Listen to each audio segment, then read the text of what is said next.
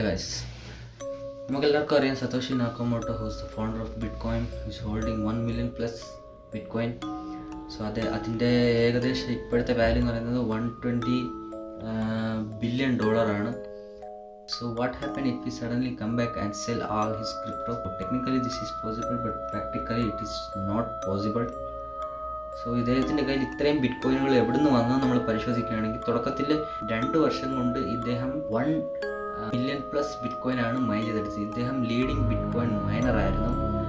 15 വർഷമായി ഇപ്പോഴും ഇദ്ദേഹം ബിറ്റ് കോയിൻ ഹോൾഡ് ചെയ്യുന്നുണ്ട്. നാളെ ഒരു ദിവസം ഇദ്ദേഹം ഒന്ന് സെല് ചെയ്യുകയാണെങ്കിൽ ഇത്രയും വലിയൊരു ട്രാൻസാക്ഷൻ ഒരു എക്സ്ചേഞ്ചും ലിക്വിഡിറ്റിയും ഹാൻഡിൽ ചെയ്യാൻ പറ്റത്തില്ല. ഇദ്ദേഹത്തിൻ്റെ 1% ഇയാൾ സെല് ചെയ്യാൻ പോവുകയാണെങ്കിൽ പോലും ക്രിപ്റ്റോ മൊത്തം ക്രാഷ് ആവുന്നതായിരിക്കും. സോ ഇദ്ദേഹത്തിൻ്റെ വാലറ്റ് പബ്ലിക്കാണ്.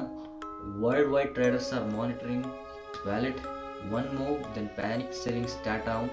ഇദ്ദേഹത്തിൻ്റെ മെയിൻ ഐഡിയ എന്ന് പറയുന്നത് മണി അല്ലായിരുന്നു.